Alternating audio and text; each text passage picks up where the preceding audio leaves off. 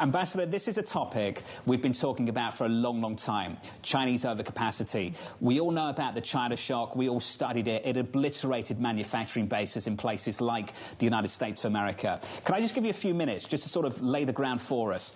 What's changed and what's new about what's developing right now? Well, I'd be delighted to. It's wonderful to be here with all of you. You're absolutely right about the China shock, and it's become an established set of facts as we look back on the last several decades of China's emergence as an economic powerhouse in the world. As you've seen the growth of the Chinese economy, what you've also seen is the negative impacts on other economies like that of the United States, and of course the industrial erosion that you've seen here. The manufacturing capacity loss isn't just limited to the United States. You see it in other advanced economies. You also see it in developing countries as well. But to your point, a lot of what we're seeing right now is not new. The China shock continues. We've seen it in the sectors steel and aluminum. We've seen it in solar panels. 20 years ago, the United States, several other countries had growing economies and industries around solar panels. The Chinese double down on their what we call non-market practices, their state investment in a strategic emerging sector. And what you've seen is something we've seen over and over again, creation of excess capacity, overproduction that brings down prices. It's a kind of predatory pricing practice worldwide that has driven out producers in other economies, leaving the Chinese economy having cornered the market in production. Right now, we're still 85% reliant on Chinese production and supply in solar panels. We've also seen it in batteries. We're seeing it now in EVs, and critical minerals is another example. So what you see us doing with respect to steel is actually responding to a set of pressures that have been building over a couple decades.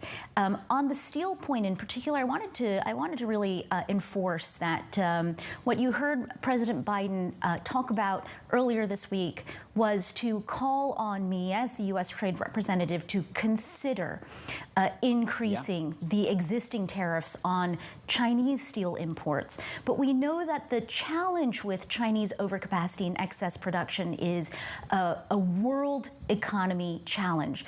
The scale of the Chinese economy and its ability to manufacture and produce will depress prices worldwide. It infects the global economy and global prices. And so what you've seen is, as well, the maintenance of the global steel tariffs and aluminum tariffs, but you also see us as the Biden administration evolving out of that particular framework. You see us in particular taking leadership role with the European Union. Over the last 2 years, we have been engaged in intensive negotiations for a new framework, a global sustainable steel and aluminum agreement that we are working on to address not just the excess capacity pressures, but also to try to create incentives for cleaner production and cleaner trade in steel and aluminum. So, Ambassador, if I can jump in, if we can focus just on steel, because we've got so much to unpack there. Let's take steel. And we both know how complex this is, and I can share some numbers with our audience, certainly not for your benefit. Direct Chinese imports, as you know, the estimate is something like 0.6% of total steel demand in the United States. The problem is a lot of this is going through Mexico. So, Ambassador, a question I heard someone ask recently is, how do we make them eat it? So how can you address what is happening in Mexico? How do we stop the steel coming through the back door?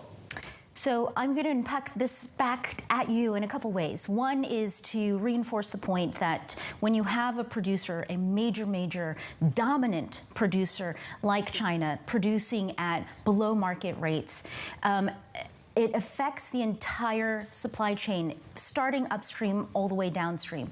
The Mexico challenge is a piece of this. And again, the challenge is worldwide. So I think with respect to Mexico, there are a couple pieces. One is to the extent that upstream steel is coming into Mexico and being worked on and then coming into the United States, you've got to figure out how to level the playing field there. Secondly, there's a much more blunt challenge with respect to steel coming into Mexico and improperly coming to into the United States as Mexican steel. So there's a challenge with respect to the evasion of trade programs and trade frameworks where steel that's not properly Mexican is coming in as Mexican steel and enjoying the preferences that we provide to the Mexican economy and Mexican producers. So again, with respect to steel production, in order for the United States to continue to be able to produce, to continue to grow our steel industry, to continue to grow cleaner steel industries, what you see is a number of programs that we are putting in place to ensure the integrity of trade systems. The challenge right now is, and steel is an excellent example, that there is no such thing as free trade in steel. The market in steel globally is significantly distorted by what we are calling the non-market policies and practices coming out of China. Supply that's being created, production plans that are not linked to demand. And so what happens is you have a significant depression of prices, and it requires economies like the United States to work with other economies that want to be opened, that want to openly trade, to take more significant defensive measures against the unfair practices that have infected this sector. Ambassador Tai, do you see the similar dynamics in what you're describing in steel happening right now with the EV market? 100%. It's the same pattern that we see repeated over and over in different sectors. And the challenge for us is this has not been our practice. Largely, we have really adhered to this notion that if you just keep taking down barriers, if you just keep trying to trade more, if you just keep chasing efficiency, that everything will work out great. The challenge is that in every one of these sectors, we see that Chinese practices allow for Beijing to capture larger and larger shares of the global market so that you end up with a dominant producer in this entire economy. And what happens is the rest of us become extremely vulnerable and reliant on that supply. What we are trying to do is to find opportunities for us to defend, to stand up, so that we can restore more freedom to trade, more freedom to economy, more freedom for other economies to stand up to the coercion that results when you have these types of vulnerabilities that can be used to create political pressures on economies. Well, the Biden administration made it very clear that tariffs on Chinese EVs, bigger tariffs, are coming down the pipeline. But Secretary Yellen also said the U.S., quote, won't take anything off the table when it comes to this overcapacity coming out of China. We, though, have not seen one single WTO complaint from the United States. Is that potentially a tool that you can use? I wonder if you get your TPs, so your talking points, from my Republican senator counterparts from my hearing earlier this week. Look, the World Trade Organization is an incredibly important, valuable institution in the world. As part of the post-World War II Bretton Woods framework, the World Trade Organization is critical to the functioning of a modern world economy. That said, we also are very clear in our commitment to the WTO lies our commitment to reforming the WTO. I know this conversation is actually not unique to the WTO. All of the Bretton Woods institutions, the IMF, the World Bank, this is their week.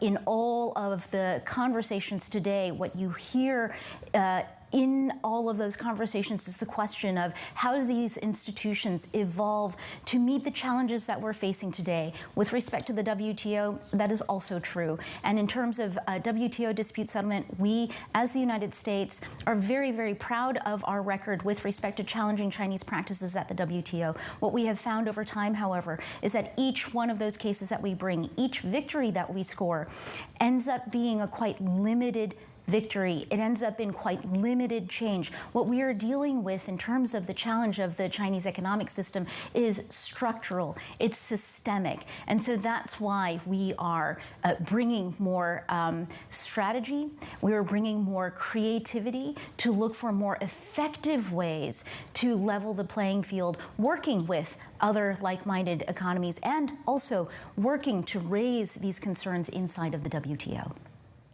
Ambassador, it's funny you bring up Republicans and their talking points, because broad strokes wise, what we see is that whether or not we get another Biden administration or Trump back into the White House, trade policies look almost the same when it comes to China. Do you see a divergence in what we potentially could see from Trump or Biden, given the fact that we still have Trump-era tariffs right now under this administration? So I think what I will say is this, that whether it's Republicans or Democrats, going back to the earlier comments around the China shock, we are together, and I think that this also applies outside of the United States as well. We are coming to a realization and raising in our consciousness a common assessment with respect to diagnosing what the problem is, what the source of today's world economic and trade challenges is. Then you have to move on to what are you going to do about it. And with respect to the Biden administration, we are very proud of our record. First of all, that tariffs are an important tool in the trade toolbox, and that it is important to use them effectively and strategically, and to know what the leverage is with respect to the tariffs. So yes, we continue to retain tariffs for strategic purposes. Second, the Biden administration hasn't rested on just trade or just tariffs to address the challenges that we face with respect to competing fairly with China. We have also, as you've seen, activated significant investments into the United States economy for the U.S. workers and for American infrastructure. It's the bipartisan infrastructure law, CHIPS and Science, the Inflation Reduction Act, the investments into the clean energy revolution. In addition to that, you also see that we have initiated an investigation into China's unfair non-market practices that have been alleged by 5 of our labor unions with respect to their maritime, logistics, and shipbuilding sectors. When you take these 3 segments together, what you have is the articulation of the Biden administration's China trade response. Ambassador, I just want to ask you a question very quickly about Chinese EVs. Have you had a decision on that? Can we expect a conclusion anytime soon? So I'm not quite sure. There's not a specific question before us. I think with respect to maritime logistics and shipbuilding, for instance, there is a petition that was presented to us. I think to your point, it's what are we going to do about this trend that we see repeating itself in the EV sector? Again, we have an entire set of tools before us. Many of them are with the U.S. Trade Representative, whether it's with respect to investigations that we can begin, whether it's looking at the set of tariffs that are enshrined in our tariff review, which has been ongoing for the last 18 months. With respect to that tariff review, I am confident that as a whole of government exercise that we have been undertaking with deliberation, seriousness, especially with respect to looking at more strategic, more effective deployment of the tariffs that we have to address the inequities in our trade relationship with China. I am confident that that conclusion will be coming soon. Ambassador, can I just conclude with the following question? And it's probably difficult to answer directly, but the issues that you and I have discussed, that we've discussed over the last 10 minutes or so, as we started this conversation, they're not new. They've been at the forefront of many economists' minds for a long, long time. What strikes me as somewhat amusing is that it took someone like Donald Trump in 2016 to put them at the forefront of American politics, to shake the establishment, to almost make this consensus. When I was listening to Secretary Yellen over the last few weeks, I just thought, this feels like a Secretary Yellen discovery tour, something personal to her, and nothing really new for policy. Ambassador, can I ask you, what took so long for the establishment in America to figure out this was the road they needed to go down? Well, it's an excellent question because, what I would do is I would actually have leaders in trade policy take ownership of the earliest calls for the need for attention to the challenges that we are all focused on now. These are issues that we have been raising at the WTO bilaterally with China very directly. For a very long time, we had direct dialogues with China where we would raise these issues over and over. We would raise them with our partners. I think part of what you see is the increasing pressure that is being placed on economic dynamics. One last point I wanted to make with respect to inflation. The inflation conversation gets attached to tariffs a lot. The more we are talking about inflation and examining our worldwide experience with this phenomenon over the last couple of years, the more we are realizing that the inflationary pressures are linked to the supply challenges that we have. Those supply challenges go to our vulnerabilities, over-concentration, the domination that we see by certain producers in the world economy. I think that is the next area where we need to drive coalescence around our analysis so that we can work together, whether it's Democrats and Republicans, whether it's the United States and other countries, on solutions.